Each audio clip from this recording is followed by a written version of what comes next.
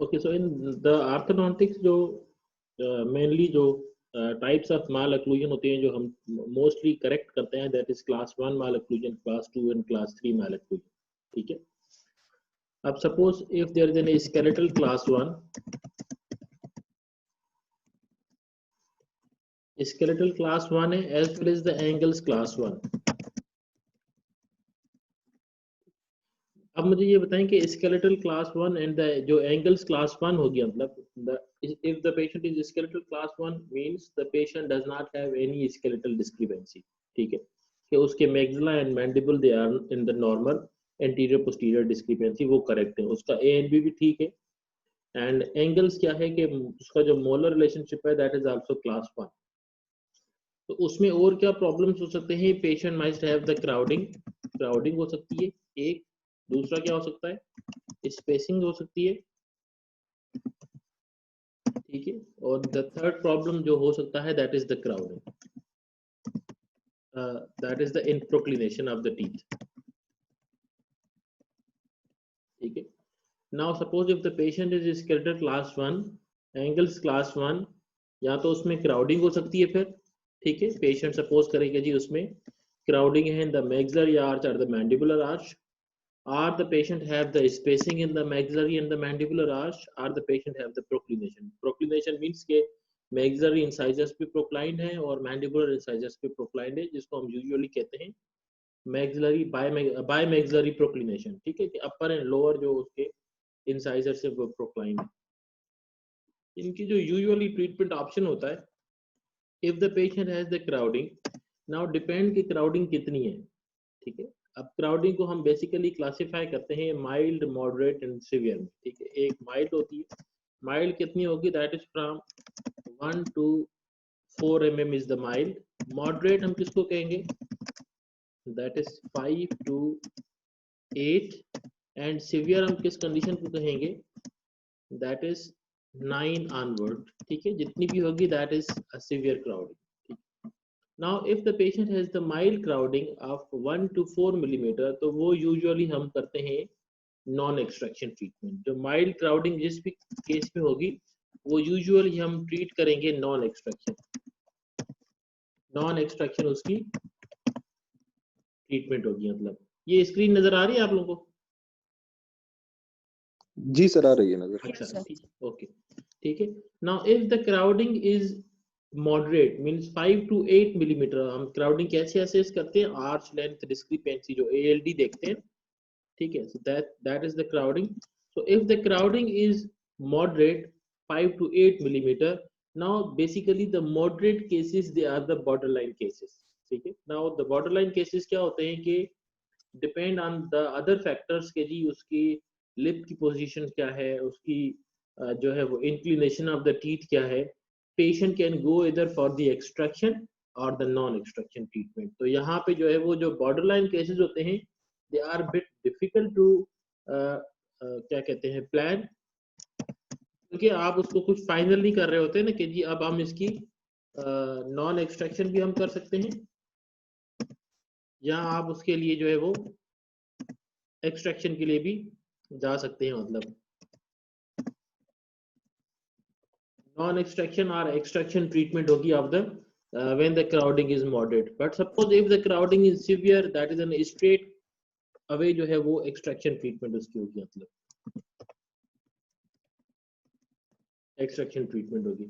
Okay, सो skeletal class 1 है, angles class 1 है, patient has the crowding. ठीक है, crowding if the crowding is mild 1 to 4 millimetre and rest of the things are normal means उसकी inclination भी ठीक है, उसका प्रोफाइल भी ठीक है, so we will go for the non extraction treatment because 1 to 4 millimetre की क्राउडिंग वेरी माइल्ड होती है। तो हम इजीली जो है वो माइल्ड प्रोक्लिनेशन टीथ की होगी। Suppose if the inclination of the upper incisor is 102 upper 1 to SN, तो वो प्रोक्लाइन होके 105 पे आएंगे, that is with in the normal range and crowding relieve हो जाएगी। If the crowding is moderate 5 to 8 millimetre and patients जो उसके lips हैं दैट आर ऑलरेडी उसकी उसमें माइल्ड जो है वो प्रोकम्बेंसी है। मतलब हम कह सकते हैं कि जी जिस पोजीशन में अभी लिप्स हैं अगर लिप्स उसी पोजीशन में रहे तो एक्सेप्टेबल है, नॉर्मल है, मतलब उससे थोड़ा भी आगे आएंगे तो जो उसका प्रोफाइल है वो एक्सेप्टेबल नहीं होगा। तो इन दैट कंडीशन मॉडरेट जो क्राउडिंग होगी उसमें भी हम एक्सट्रैक्शन करते हैं, बिकॉज हमें पता है कि if there is an 7-8 millimeter crowding that will lead to the mild proclination as well as the procumbency of the teeth, तो उसमें फिर हम एक्सट्रैक्शन करते हैं। बट जब हम मॉडरेट केसेस में एक्सट्रैक्शन करेंगे तो जो हमारा एनकरेज की स्ट्रेटजी होगी वो क्या होगी कि हम एनकरेज मॉडरेट रखेंगे। मतलब हमने एनकरेज में चीजें पढ़ी है ना, एनकरेज की जो हमने डिफरेंट टाइप्स पढ़े थे वो, उसमें एक था माइल्ड एनकरेज, दूसरा मॉडरेट था, तीसरा जो है वो एब्सोल्यूट था। तो माइल्ड जो मॉडरेट एनकरेज होता है वो क्या होता है, उसमें 50-50 मूवमेंट होती है, means 50% movement by the moving unit and 50% movement by the anchor unit, ठीक है। तो जो भी मॉडरेट क्राउडिंग के केसेस होंगे in class 1 मालोक्लूजन, we will go for the extraction of the premolars and with a moderate anchorage. Okay, now if the patient with skeletal class 1, angles class 1, and there is a severe crowding in the maxillary and the mandibular arch, we will go for the all four extraction with an absolute or the maximum anchorage. उसमें हम extraction करेंगे and maximum anchorage रखेंगे क्योंकि crowding severe है, मतलब ठीक है, 9 millimetre है, 10 है, 11 है। यूजुअली ये कंडीशन होती है व्हेन जो आपके मैक्सिलरी कैनाइंस या जो मैंडिबुलर कैनाइंस होते हैं वो ब्लॉक्ड आउट होते हैं बक्कल या the lingually, in that condition we go for the all premolar extraction with an absolute anchorage. अच्छा, नाउ द क्वेश्चन अराइजेस कि हम अगर क्लास 1 कंडीशन में एक्सट्रैक्शंस करेंगे तो कौन से टीथ की एक्सट्रैक्शंस करेंगे। Now when the molars are in class 1 relationship, bilaterally molars are in class 1 relationship, तो उस कंडीशन में हम क्या करेंगे, we will go for the first premolar extraction, upper and lower दोनों, maxillary and mandibular जो दोनों फर्स्ट प्रीमोलर की हम एक्सट्रैक्शन पे जाएंगे, मतलब ठीक है, क्योंकि इक्वल एक्सट्रैक्शंस करेंगे in the maxillary as well as in the mandibular arch. Why we will go for the equal extractions? Because जो हमें मोलर रिलेशन है उसको मेंटेन रखना है। अगर क्लास 1 मोलर रिलेशनशिप है, क्लास 1 इंसाइजर है, क्लास 1 कैनाइन रिलेशनशिप है, पेशेंट में क्राउडिंग है, तो एक्सट्रैक्शंस दोनों आर्चेस में होंगे, as maxillary as well as in the mandibular arch, to maintain the molar relation, canine relation and the incisor relation and to relieve the crowding. जो moderate encourage, जो moderate crowding के cases होते हैं, in that हम दोनों चीजें कर सकते हैं, इधर we go for the first premolar extraction और सेकंड प्रीमोलर एक्सट्रैक्शन, डिपेंड करता है कि क्राउडिंग कितनी है। सपोज 5 मिलीमीटर की क्राउडिंग है तो हम सेकंड प्रीमोलर एक्सट्रैक्शंस पे जाएं, क्राउडिंग भी रिलीव हो जाएगी, जो बाकी स्पेस होगा दैट इज मोलर उसमें मिजलाइज होगा, मतलब उसमें मॉडरेट एनकरेज होगा, 50-50 जो एनकरेज होता है। Suppose if the crowding is 8 millimetre, 7 millimetre, आप प्रीमोलर फर्स्ट प्रीमोलर की एक्सट्रैक्शन करें, एंटीरियर की क्राउडिंग रिलीव करें and then we will burn the anchorage. Okay, when there is an spacing, class 1 malocclusion है but there is an spacing in the maxillary and the mandibular arch, तो definitely ये non extraction treatment होती है and the aim of the treatment is just to close the spaces in the maxillary in the mandibular arch, spaces close करेंगे and we will finish the case. अच्छा, एक और condition आती है, the patient is skeletally class 1, dentally class 1, lower arch is well aligned, in the maxillary arch there is an spacing in the mid line, centre में spacing होती है जिसको हम कहते हैं मिड लाइन डायस्टीमा, ठीक है। Now suppose if there is an mid line diastema सिर्फ in the maxillary arch,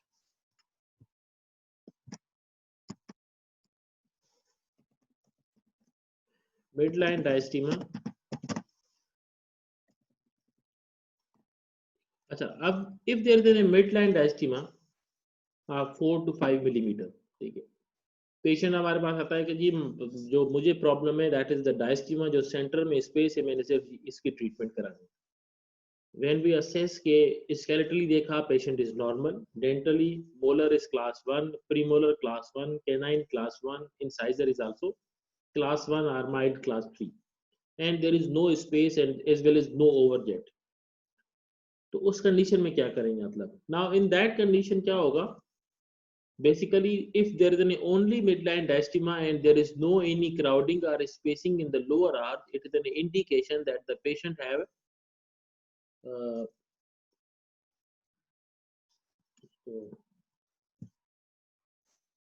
bolt-on discrepancy, ठीक है। So usually जो midline diastema with well aligned lower arch, that is due to the bolt-on discrepancy. bolt-on discrepancy क्या होती है, ठीक है। The bolt-on discrepancy is basically क्या होता है कि जो मीजर डिस्टल विड्थ होती है maxillary as well as mandibular teeth की, वो कंपेयर करते हैं कि मीजर डिस्टल मैक्सिलरी जो टीथ हो वो should be wider as compare to the mandibular teeth. Bolton discrepancy में क्या होता है, समटाइम या तो अपर टीथ जो है वो नैरो होंगे, lower are normal, sometime upper are normal but the lower are wider.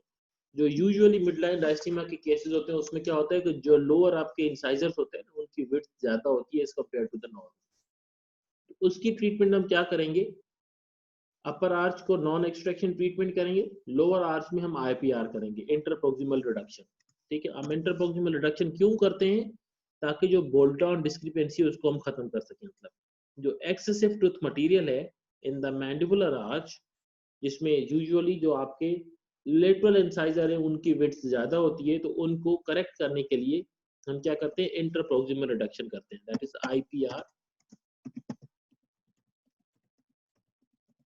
इंटरप्रोक्सिमल reduction, ठीक है। So this is the another example के एक तो हो गया क्राउडिंग का, दूसरा हो गया जी स्पेसिंग का।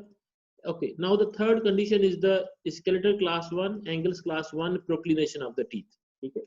maxillary and the mandibular जो incisors हैं वो proclined हैं, जिसको हम usually bimaxillary proclination कहते हैं। तो the treatment plan for the bimaxillary proclination क्या होगा सर? जी बेटा। सर ये मिड लाइन डायस्टीमा में प्रॉब्लम असल में मैक्सिला में है और हम इंटरप्रोक्सिमल रिडक्शन मैंडिबल में करते हैं, तो मैंडिबल में रिडक्शन करने से ये मैक्सिला में प्रॉब्लम सॉल्व हो जाएगा? मैं बता रहा हूँ, देखिए मैंने ये कहा कि मिड लाइन डायस्टीमा क्यों हुआ है, मिड लाइन डायस्टीमा हुआ है because of the Bolton discrepancy, जी सर। ठीक है। अच्छा, अब बोल्ट-ऑन डिस्क्रिपेंसी क्या होता है कि जो टूथ मास होता है ना, वो या तो मैक्सिला में फर्क है या मैंडिबल में फर्क है, मतलब, ठीक है। बिल्कुल बेसिकली इसमें क्या है कि टूथ मास है ना, वो सपोज जी मैक्सिला का नॉर्मल है, मैंडिबल का ज्यादा है, तो हम क्या बिल्कुल करेंगे, जो मैंडिबल का जो टूथ मास होगा उसको पहले रिड्यूस करेंगे, उसको बिल्कुल नॉर्मल साइज पे लेके आएंगे। जब आप उसकी इंटरप्रोक्सिमल रिडक्शन करेंगे तो प्रॉब्लम क्या होगा, लोअर में स्पेसिंग हो जाएगी, जी सर। ठीक है। फिर आप क्या करेंगे, ब्रेसेस हम लगाएंगे, लोअर भी लगाएंगे, अपर में भी लगाएंगे। लोअर के टीथ भी रेट्रोक्लाइन होंगे, अपर में ऑलरेडी डायस्टीमा है उसको भी हम रेट्रोक्लाइन करेंगे, तो स्पेसेस क्लोज हो जाएंगे, राइट सर। ठीक है। अगर और सपोज करें, अगर सपोज अगर करें आप, आईपीआर नहीं करे सिर्फ डायरेक्ट मैक्सिला में मिड लाइन डायस्टीमा क्लोज करे, वो होगा नहीं ना, क्योंकि ओवरजेट ही नहीं है, सही ठीक है। सर। ओवरजेट नहीं होगा तो इंसाइजर्स आपके पीछे कैसे जाएंगे, मतलब। तो राइट जो सर। लोअर में जो हम आईपीआर कर रहे हैं, that is to create the overjet, ठीक बिल्कुल है। तो हमने जब ये पढ़ते हैं ना कि जब केनाइन रिलेशन आपका क्लास 1 हो, ठीक है, और आपका राइट। इंसाइजर रिलेशनशिप भी क्लास 1 हो, उसके बावजूद भी if there is any crowding और स्पेसिंग इन द इंटीरियर जो आपके टीथ हो, that is an indication of the Bolton discrepancy, ठीक है। तो इसमें हम लोअर में जो कर रहे हैं, that is just to create the overjet. Overjet हम क्रिएट कैसे कर रहे हैं, by creating the space in the lower arch, वो हमने आईपीआर की, तो उससे क्या होगा, बोल्ट-ऑन डिस्क्रिपेंसी भी खत्म हो गई और आपका स्पेस भी क्लोज हो जाएगा, बिल्कुल। okay। Okay, now the bimaxillary proclination, if there is a bimaxillary proclination तो इसकी जो ट्रीटमेंट होती है, that is extraction of premolar, extraction of first premolar, ठीक है। तो maxillary as well as the mandibular premolar की extraction करेंगे, and then the retraction of the upper teeth as well as the lower teeth to correct the inclination of the teeth, ठीक है। अच्छा, अब जो bimaxillary proclination के जो cases होते हैं, उसमें यूजुअली पेशेंट हमारे पास आते हैं, वो यही उनकी कंप्लेन होती है कि जी इनके दांत बाहर है, मतलब जब स्माइल करते हैं तो ये इनके दांत बाहर लगते हैं। आप उनके लिप्स की पोजीशन देखेंगे, वो भी प्रोकम्बेंट होंगी, इनकॉम्पिटेंट लिप्स होंगे, मतलब जब आप उसकी आर्चेस देखेंगे तो the arches are well aligned, बिल्कुल उसकी ऐसी अच्छी आर्चेस लगेंगे कि इसमें कोई क्राउडिंग नहीं है, कोई स्पेसिंग नहीं है और कोई रोटेशन वगैरह कोई भी चीज नहीं है मतलब। लेकिन जब आप लेटरल सेफ कराते हैं तो उसमें आप असेस करते हैं there is an proclination of the IMPA भी उसका इंक्रीज है और जो अपर इंसाइजर की इंक्लिनेशन है वो भी उसकी प्रोक्लाइन है मतलब। ठीक है, तो इसीलिए हम एक्सट्रैक्शन करते हैं ताकि हम इसकी प्रोक्लिनेशन को कम कर सकें, उसको रेट्रोक्लाइन कर सकें। जब टीथ को हम रेट्रोक्लाइन करेंगे तो डेफिनेटली उसकी नॉर्मल इंक्लिनेशन पे आएंगे नंबर वन। जब आपके टीथ जो है वो रेट्रोक्लाइन होंगे तो उसके आपके जो लिप्स है वो भी उसके साथ रेट्रोकम्पेंड होंगे एंड द प्रोफाइल भी नॉर्मल हो जाएगा। उसके जो लिप्स इनकॉम्पिटेंट है वो भी कॉम्पिटेंट हो जाएंगे और पेशेंट का जो प्रोफाइल है वो इम्प्रूव होगा मतलब। अच्छा, ये समझ आ गई थी क्लास 1 कंडीशन जो है? जी सर, बिल्कुल समझ आ गई। ठीक है। अच्छा, अब एक चीज हम इसमें डिस्कस कर ले कि जो हम स्पेसिंग कैलकुलेट करते हैं ना, आर्च लेंथ डिस्क्रिपेंसी हम करते हैं।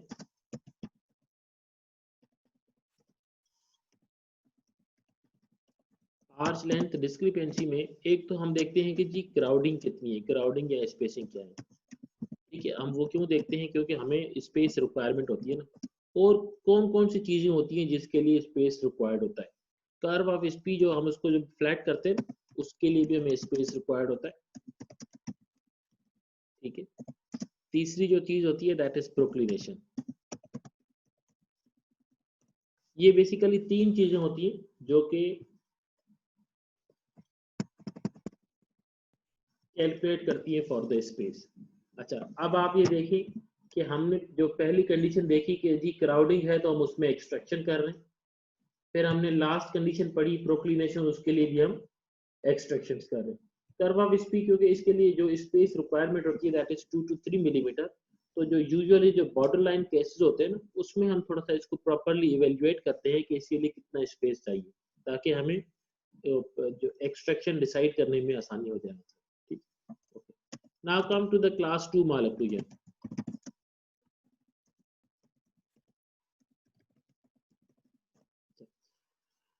अब क्लास 2 मालक्यूजन क्या होती है? when the patient has skeletal class 2, दूसरी condition dental class 2। Now the skeletal class 2 में दो कंडीशंस हो सकती हैं। एक या तो मैक्सिला प्रोग्नेथिक है, मैक्सिला प्रोग्नेथिक है, या मैंडिबल रेट्रोग्नेथिक है। दोनों कंडीशंस हो सकती हैं।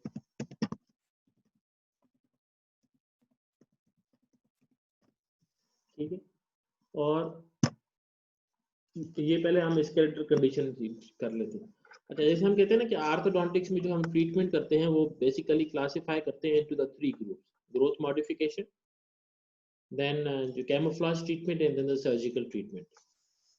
ग्रोथ मॉडिफिकेशन कहाँ करेंगे? when the patient is in the growing age and the patient has any skeletal discrepancy. Now suppose if a patient आपके पास कोई आता है with a class 2 malocclusion, आपने पहले उसको क्लिनिकली असेस किया, आपने देखा कि जो उसके अपर इंसाइजर है वो प्रोक्लाइंड है, patient has an increased overjet and molars are in class 2, canine class 2, incisors class 2। आपने lateral ceph करवाया, lateral ceph की असेसमेंट के बाद आपको पता चला कि जो पेशेंट है उसके अपर इंसाइजर्स भी प्रोक्लाइंड है एंड लोअर इंसाइजर्स भी प्रोक्लाइंड है एंड पेशेंट का जो मैंडिबल है वो रेट्रोग्रेथिक है। आपने पेशेंट का जो ग्रोथ असेसमेंट की, ग्रोथ असेसमेंट में आपने देखा कि patient is in the growing age, suppose patient 10-11 years की एज है, तो definitely and the diagnosis is that the patient is skeletal class 2 with retrognathic mandible, means उसका मैंडिबल शॉर्ट है। तो आप क्या करेंगे? इमीडिएटली जो हमारा फर्स्ट प्लान होगा वो क्या होगा कि we should go for the growth modification. ठीक है, अब मैं मैंडिबल शॉर्ट है तो हम ग्रोथ मॉडिफिकेशन करेंगे। ग्रोथ मॉडिफिकेशन में सपोज अगर मैंडिबल शॉर्ट हो रहा है तो ट्विन ब्लॉक आपके पास बेस्ट ऑप्शन होता है कि हम पेशेंट को ट्विन ब्लॉक दे दें तो उसका मैंडिबल एडवांस करेगा। ठीक है, ये हम फेज 1 में कर लेंगे। मतलब उसका सपोज करें कि स्केलेटल डिस्क्रिपेंसी जो थी, मैंडिबल जो शॉर्ट था, ट्विन ब्लॉक दे के फॉर 6 to 9 मंथ आप मैंडिबल एडवांस कर लेंगे, उसका स्केलेटल डिस्क्रिपेंसी करेक्ट हो गया। ठीक है, फिर हम फेज 2 में जब हम उसको ब्रेसेस लगाएंगे, then we will plan for the correction of the inclination. ठीक है। अच्छा, अब यहाँ पे क्वेश्चन ये होता है कि जी हम पहले अगर इंक्लिनेशन ठीक कर लेते और पहले हम ब्रेसेस लगा लेते तो बाद में हम उसको ग्रोथ मॉडिफिकेशन के लिए कोई अप्लायंस देते। सो द रीजन कि हमने पहले ग्रोथ मॉडिफिकेशन अप्लायंस यूज किया, बिकॉज जो पेशेंट था वो already was in the growing age, वो स्पर्ट में था उस वक्त।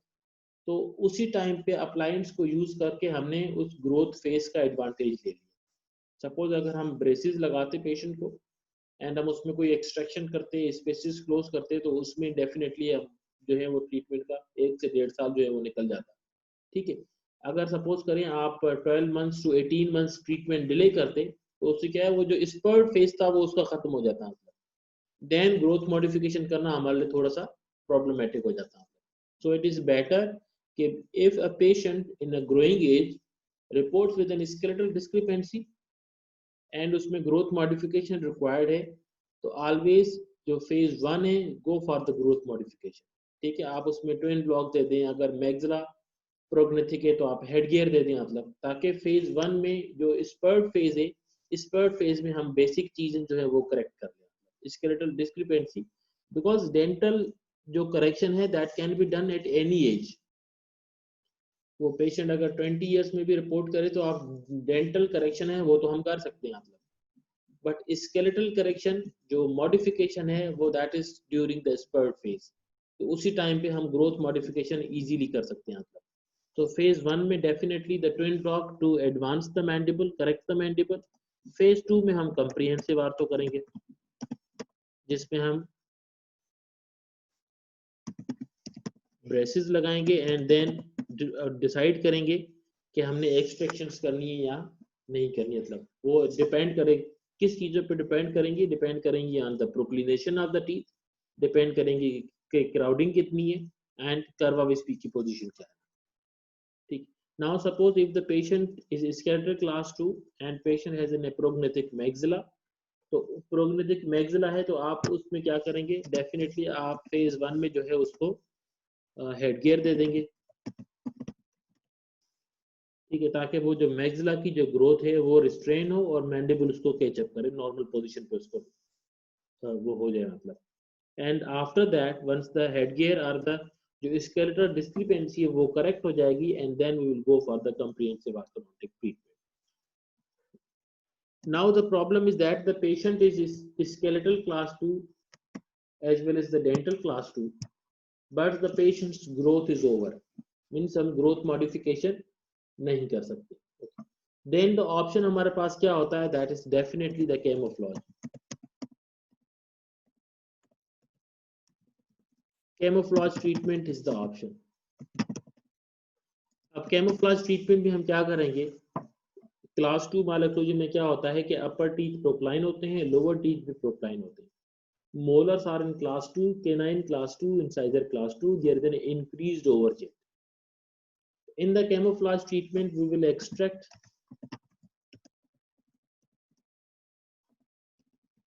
upper first premolars. अगर हम एक्सट्रैक्शन करेंगे अपर फर्स्ट प्रीमोलर की तो उससे क्या होगा, प्रीमोलर की एक्सट्रैक्शन करके we will move the canine in the position of the premolar and जो इंसाइजर जो इतना ओवरजेट अगर सपोज करें 8-9 मिलीमीटर ओवरजेट है, तो हम इंसाइजर को जो है वो रिट्रैक्ट करेंगे उसी ओवरजेट में। तो with an absolute anchorage, molar will remain in class 2 malocclusion, canine will become the class 1, incisor will become the class 1। तो उसकी जो लिप की जो प्रोकम्बेंसी होगी वो करेक्ट हो जाएगी, जो प्रोक्लिनेशन टीथ की है वो करेक्ट हो जाएगी, मतलब एंड जो पेशेंट का ओवरजेट है वो नॉर्मल हो जाएगा, मतलब। So camouflage treatment for the class 2 malocclusion, camouflage treatment is extraction of upper first premolar, मतलब ठीक है अपर। अच्छा, अब यहाँ पे क्वेश्चन ये होता है कि जी हम मोलर तो क्लास 2 में है, मतलब वो अब 1 में क्यों नहीं कर रहे हैं, मतलब पहले क्या होता था, पहले क्लास 2 malocclusion का जो प्लान देते थे वो होता था कि जी maxillary premolar, first premolar and maxillary first premolar and mandibular second premolar. Maxillary first premolar and mandibular second premolar, ये होता है ना, what is the classical extraction pattern of class 2 camouflage treatment? तो उसका आंसर होगा maxillary first premolar and mandibular second premolar. अच्छा, अब इसमें होगा क्या, maxillary first premolar में हम क्या करेंगे, जो अपर इंटीरियर टीथ होंगे उसको रेट्रोक्लाइन करेंगे ताकि कैनाइन रिलेशन क्लास 1 हो जाए, इंसाइजर रिलेशन क्लास 1 हो जाए, आपका ओवरजेट करेक्ट हो जाए. जो सेकंड प्रीमोलर की हम एक्सट्रैक्शन करेंगे उसमें हम क्या करेंगे, we will basically mesialize the molar to correct the molar relationship. तो क्लास 2 से मोलर रिलेशनशिप कन्वर्ट हो जाएगा इन क्लास 1 रिलेशनशिप. फिर डेफिनेटली जैसे जैसे एडवांसेस होती गई इन द ट्रीटमेंट, तो बाद में ये आया कि जी हम मैक्सिलरी जो हम फर्स्ट प्रीमोलर की एक्सट्रैक्शन कर रहे हैं उससे जो हमारा मेन प्रॉब्लम क्या है, overjet canine relation and the incisor relation, वो उससे करेक्ट हो रहा है. जो मैंडिबुलर सेकंड प्रीमोलर की हम एक्सट्रैक्शन कर रहे हैं that is just to correct the molar relationship. उसका कोई इतना सिग्निफिकेंट एडवांटेज नहीं है. क्यों एडवांटेज नहीं है, बिकॉज प्रोफाइल तो इंप्रूव हो गया ना, इंसाइजर क्लास 1 है, canine class 1. molar if there is a class 2 relationship and that is a stable relationship. second maxillary जो first molar है उसका जो distal cusp है वो mandible fossa में properly occlude कर रहा है, तो there is no need to disturb the relationship. इसलिए now mostly जो camouflage treatment चलती है in class 2 malocclusion, that is the extraction of upper first premolar. upper first premolar की extraction करते हैं, अपर को रेट्रोक्लाइन करेंगे, नॉर्मल आपका ओवरजेट हो जाएगा, इंक्लिनेशन हो जाएगी and incisor and canine class 1 हो जाएगा, तो we can finish the treatment. Lower IMPA जो टीथ प्रोक्लाइंड है वो प्रोक्लाइंड ही रहेंगे, मतलब बिकॉज अगर सपोज करें इम्पा नॉर्मल 90 होता है एंड उस पेशेंट का 95 है या 100 है, दैट इज स्टेबल. ठीक है, क्योंकि उस पेशेंट में वो कोई अनस्टेबिलिटी क्रिएट नहीं कर रहा, तो that will remain as it is. ठीक है. हाँ, if there is any crowding in the anterior segment, और अगर हम देखें कि उसमें प्रोक्लिनेशन इतनी ज्यादा है कि ओवरजेट क्रिएट करने में डिस्क्रिपेंसी है, in that condition we will have the two option. Number 1 interproximal reduction, कि हम लोअर में आईपीआर कर लें और एक्सट्रैक्शन कर लें लोअर सिंगल इंसाइजर. आईपीआर या लोअर सिंगल इंसाइजर से क्या होगा, अगर लोअर सिंगल इंसाइजर की हम एक्सट्रैक्ट करेंगे तो जो लोअर इंसाइजर होता है उसकी विड्थ होती है that is 5 millimetre to 5.5 millimetre. तो वो 5 मिलीमीटर में हम सिर्फ और सिर्फ जो इंटीरियर जो इंसाइजर होंगे उनको रेट्रोक्लाइन करेंगे ताकि उनकी थोड़ी सी इंक्लिनेशन बेहतर हो जाए, ओवरजेट हमें क्लोज करने में आसानी हो जाए. मतलब that is an indication of the lower single incisor. यहाँ हम आईपीआर कर लें 4 मिलीमीटर अप्रोक्सीमेटली, तो we can go for the IPR. इतनी वो हम असेस करेंगे बॉय के उसकी इंसाइजर की मॉर्फोलॉजिकल पोजीशन क्या है. मतलब अगर सपोज करें कि इंसाइजर्स जो है वो थोड़े से वाइड हैं, ब्रॉड हैं, तो डेफिनेटली हम आईपीआर के लिए जाएंगे. If the incisors they are already very small in size in normal, तो हम सिंगल इंसाइजर की एक्सट्रैक्शन कर लेंगे and we will correct the overjet. तो class 2 malocclusion growth modification depend के मैंडिबल शॉर्ट है या मैक्सिला, तो ग्रोथ मॉडिफिकेशन. अगर if the growth is over and जो उसकी स्केलेटल डिस्क्रिपेंसी है वो माइल्ड टू मॉडरेट है, and then we will go for the camouflage treatment. And in the camouflage treatment जो क्लासिकल एक्सट्रैक्शन पैटर्न होता है that is the maxillary first premolar and mandibular second premolar. Mandible में जो extraction करते हैं that is to achieve the class 1 molar relation. But now जो most clinical जो आपका वो होता है प्रैक्टिस, उसमें ये होता है कि आप just go for the extraction of the upper first premolar to correct the overjet incisor in the canine relationship. ठीक है. Okay. Now suppose if the patient has the skeletal discrepancy.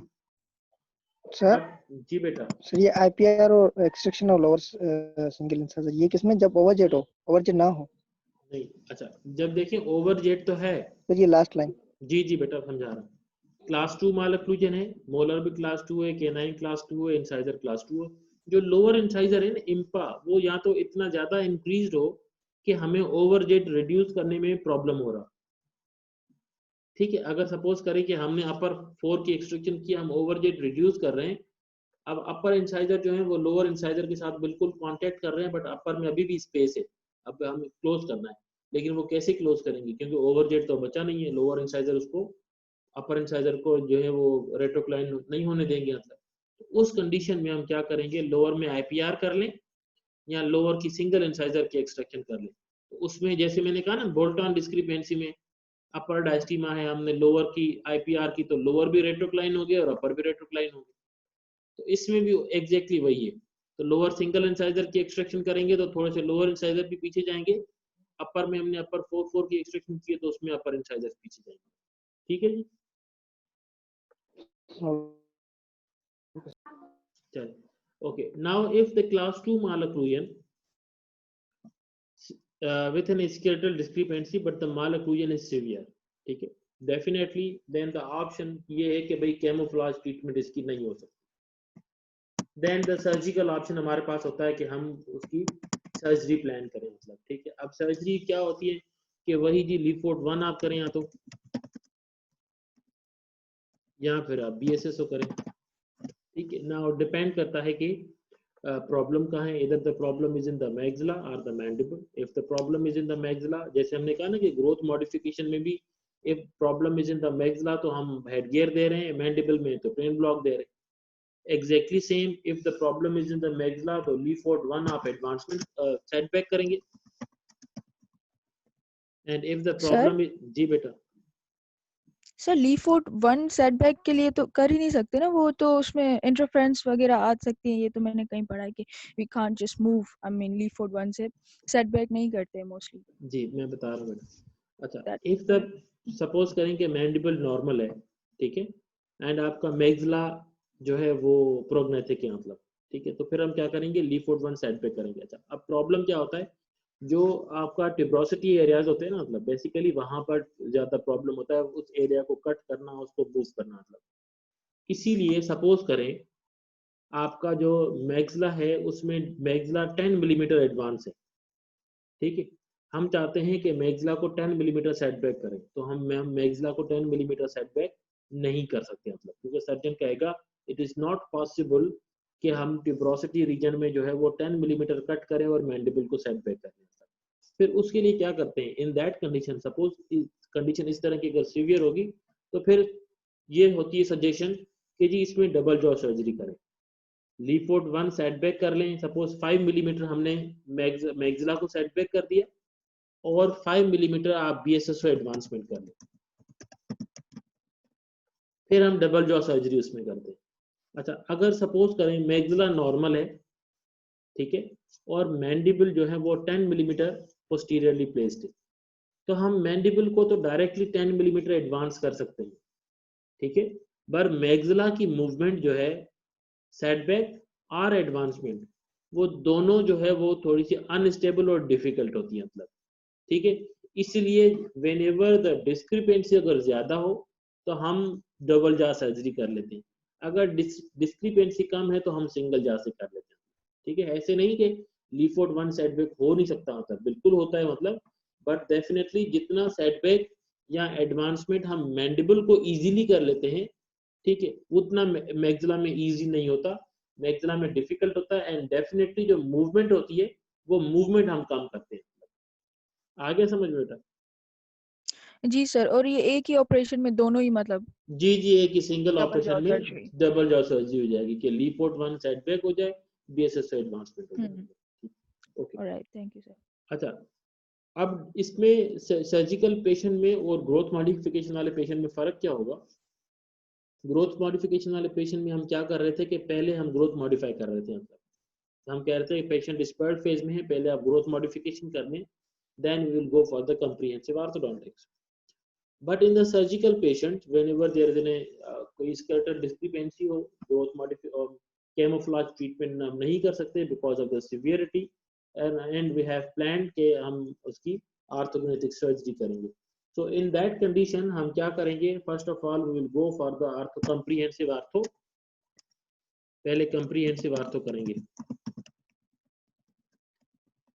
अच्छा, अब सर्जिकल पेशेंट में क्या करते हैं, हम करते हैं डीकम्पनसेशन। डीकम्पनसेशन, अब डीकम्पनसेशन क्या होती है, डीकम्पनसेशन ये होती है कि एक नेचुरल प्रोसेस होता है जिसको हम कहते हैं नेचुरल कैमोफ्लेज, ठीक है। Whenever there is an skeletal discrepancy तो नेचर उसको कंपनसेट करेगी। कैसे कंपनसेट करेगी, सपोज करें क्लास 2 है, क्लास 2 माल ओक्लूजन में मैक्सिला प्रोग्नेथिक है, मैंडिबल रेट्रोग्नेथिक है।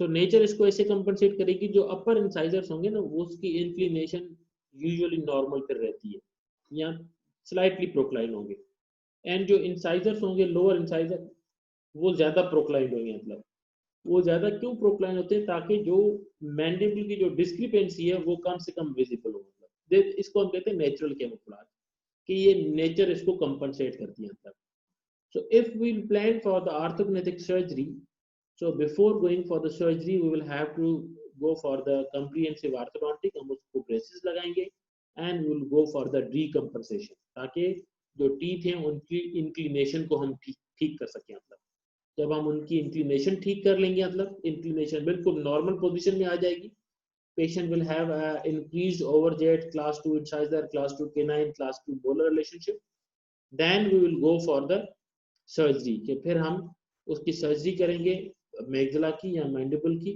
To achieve the class 1 incisor, class 1 canine and class 1 molar relationship.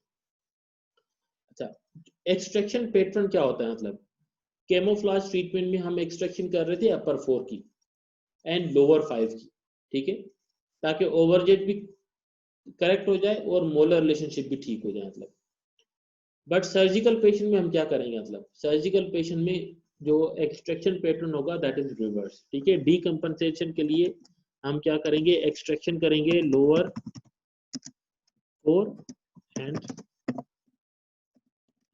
And upper 5, ठीक है, लोअर 4 करेंगे एंड अपर 5 करेंगे। अच्छा, अब लोअर 4 क्यों करते हैं, बिकॉज लोअर 4 हम करते हैं कि हम जो उसकी इंक्लिनेशन है लोअर इंसाइजर की, ठीक है, लोअर इंसाइजर, क्योंकि मैंने कहा ना कि हमने डीकम्पनसेट करना है। मतलब हमने सर्जरी, जो भी सर्जिकल पेशेंट होंगे ना during the pre surgical phase, हम उस पेशेंट का जो स्केलेटल डिस्क्रिपेंसी है उसको ऑब्वियस करेंगे, ताकि वो हमें नजर आए कि स्केलेटल डिस्क्रिपेंसी इसकी है कितनी, मतलब प्रॉपरली उसको उस, क्योंकि उसकी जो स्केलेटल डिस्क्रिपेंसी है that is hidden by the teeth. Dental movement जो है, नेचुरली डेंटल मूवमेंट ने उसकी स्केलेटल डिस्क्रिपेंसी को हिडन किया हुआ। डीकम्पनसेशन में हम उसको नॉर्मल इंक्लिनेशन पे लेके आएंगे, ताकि जो उसकी स्केलेटल डिस्क्रिपेंसी है वो हमें प्रॉपरली विजिबल हो। तो लोअर 4 से हम लोअर इंसाइजर की एक्सट्रैक्शन करेंगे, लोअर इंसाइजर रेट्रोक्लाइन करेंगे। अपर 5 से हम क्या करेंगे, जो मोलर रिलेशनशिप है उसको क्लास 2 बनाएंगे। क्लास 2 इसलिए बनाएंगे ताकि जब हम मैंडिबल को एडवांस करें या मैक्सिला को सेट बैक करें तो वो क्लास 1 में प्रॉपरली होगा। मतलब ये डीकम्पनसेशन के लिए क्लास 2 माल ओक्लूजन में लोअर 4 तो हम लाजमी करेंगे, जो अपर 5 की एक्सट्रैक्शन है वो डिपेंड करती है दो चीजों पे। मतलब एक के मोलर रिलेशनशिप क्या है, दूसरा ये है कि हमने सिंगल जॉ सर्जरी करनी है या डबल जॉ सर्जरी करनी है, ठीक है। तो आप इसको सिर्फ इतना याद रखें कि कैमोफ्लेज ट्रीटमेंट में एक्सट्रैक्शन होती है अपर 4 एंड लोअर 5। ऑर्थोग्नेथिक सर्जरी जो सर्जिकल पेशेंट होंगे उसमें डीकम्पनसेशन के लिए एक्सट्रैक्शन होती है लोअर 4 एंड अपर 5, ठीक है। ये आपके लेवल तक ये इतना ठीक है कि जी लोअर 4 और अपर 5 क्यों करते हैं, ताकि लोअर 4 में हम जो लोअर इंसाइजर जो प्रोक्लाइंड है उसकी इंक्लिनेशन को ठीक कर सकें, और 5 हम इसलिए करते हैं ताकि जो मोलर रिलेशन है उसको हम क्लास 2 बना सकें। तो डीकम्पनसेशन होगी, आफ्टर डीकम्पनसेशन हम सर्जरी करेंगे, डिपेंड के सर्जरी हमने मैक्सिला की करनी है या मैंडिबल की करनी है। मतलब Leaford 1 सेटबैक और BSSO एडवांसमेंट करेंगे। मतलब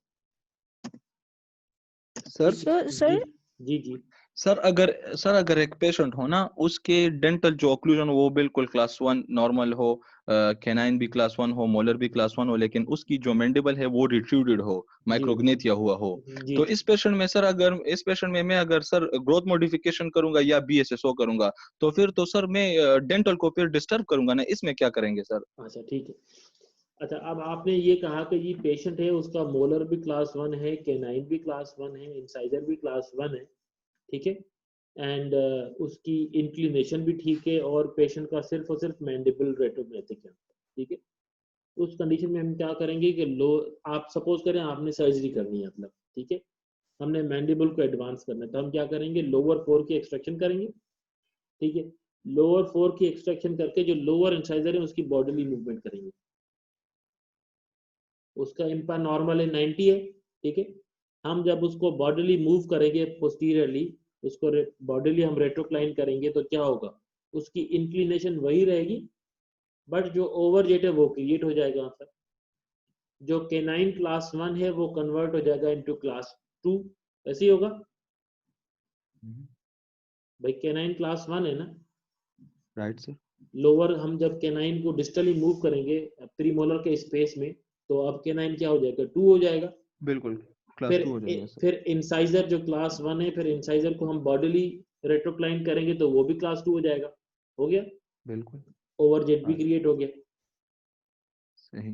ठीक है। जब अब इस कंडीशन में क्या है, हमने पेशेंट को ब्रेसेस लगाए, अपर हमने नॉन एक्सट्रैक्शन ट्रीट किया, लोअर में हमने 4 की एक्सट्रैक्शन की है, मोलर क्लास 1 है, केनाइन को हमने प्री सर्जिकल सर्जरी से पहले क्लास 2 बनाया, ओवरजेट भी हमने इंक्रीज किया है। अब हम क्या करेंगे, BSSO एडवांसमेंट करेंगे।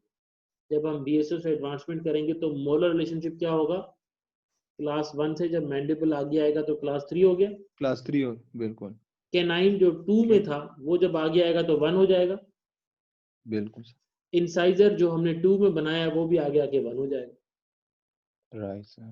ठीक है ना। तो जब इस तरह की कंडीशन होगी तो उसमें हम देखिए, जो हम ओवरजेट बनाते हैं या जो रेट्रोक्लाइन करते हैं, जरूरी नहीं है कि रेट्रोक्लाइन करने में हम इंक्लिनेशन को चेंज करें, मतलब वो मैंने यही कहा ना कि वो जो स्टाइनर्स, मैं हमेशा क्वेश्चन पूछता हूँ कि स्टाइनर्स एनालिसिस में उसमें 2 चीजें वो पूछता है, अपर 1 to NA angle and upper 1 to NA linear, इसका क्या फर्क होता है, मतलब वो बेसिकली यही होता है कि जो अपर इंसाइजर है उनकी इंक्लिनेशन कितनी है, नॉर्मल एंगल उसकी कितनी है, और वो एंटीरियर पोस्टीरियरली नॉर्मल कितना आगे पीछे है, मतलब ठीक है। तो उससे हम डिसाइड करते हैं ना कि हमने टीथ को टिपिंग करानी है या बॉडीली मूवमेंट करानी है, मतलब तो ऐसी तो सर कंडीशन। मोलर भले जी बेटा। क्लास 3 में रहे, जो हाँ अभी आपने सिनेरियो इसका एक्सप्लेन किया, जी मोलर जी भले क्लास 3 में रहे, जी जी, इसमें देखिए ये होगा क्या, क्यों हम एक्सट्रैक्शन भी सिर्फ लोअर में कर रहे हैं ना, जैसे राइट क्लास 2 कैमोफ्लाज में हमने अपर 4 की एक्सट्रैक्शन की,